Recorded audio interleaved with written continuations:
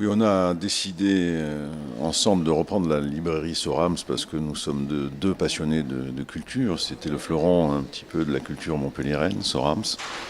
Et ça nous paraissait difficile de ne pas faire tous nos meilleurs efforts pour essayer de sauver ce monument montpelliérain. Enfin, Métis a été créé une quinzaine d'années à peu près. Il était temps qu'on se développe un peu plus fortement, qu'on se diversifie aussi. Et Soramp, c'était vraiment la société qui nous intéressait parce que effectivement, c'était une icône culturelle au niveau de Montpellier. C'est une société où on peut œuvrer au niveau social parce que Soramp a connu beaucoup de difficultés depuis un an et demi, enfin à peu près. Donc c'était vraiment en plein dans la stratégie de développement du groupe Amétis. Oui, le sort des salariés était une chose très importante pour nous. Ils étaient depuis un an et demi dans une situation un petit peu instable, avec une grande inquiétude sur le futur. Je crois qu'il y avait la capacité de garder le maximum de salariés, contrairement à notre concurrent le Furet du Nord.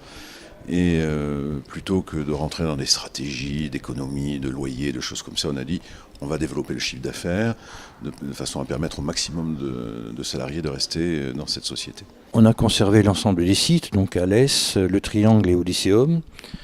Odysseum était décrié, disant que c'était une société qui perdait de l'argent de façon chronique. Nous, on pense le contraire. On pense qu'en réorganisant ce magasin, il est quand même au cœur de notre clientèle jeune, puisqu'il est sur Odysseum. Et on pense qu'il se complète bien avec le magasin Le Triangle. Pour revenir des jeunes dans la librairie, il faut inventer des nouveaux produits, il faut inventer un nouveau marketing. On s'y attelle, on commence à travailler avec des agences de communication, justement pour essayer de définir exactement ce que pourrait être le futur ADN de Sorams.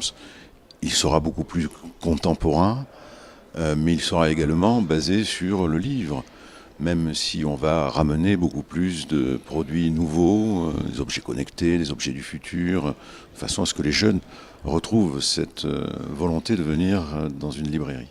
Cela va passer aussi par un lifting lourd de l'ensemble des magasins, pas mal sur Odysseum, puisqu'on va reprendre la programmation du magasin. Sur le Triangle, ça va repasser par un lifting immobilier extrêmement lourd, puisque vous l'avez bien vu, ce magasin a vieilli de façon quand même assez importante et rien n'a été fait pour le remettre un petit peu au niveau. Donc ça, il va y avoir un travail fait à partir de la fin de l'année sur le Triangle. Et puis sur Alès aussi, on va déménager la librairie pour la remettre sur un autre site où elle sera sur des locaux un peu plus grands, d'un seul niveau, ce qui permettra de pouvoir encore aller doper le chiffre d'affaires. Donc rénovation culturelle, oui, mais aussi technique et immobilière, avec des sites qui soient plus aptes à accueillir la clientèle.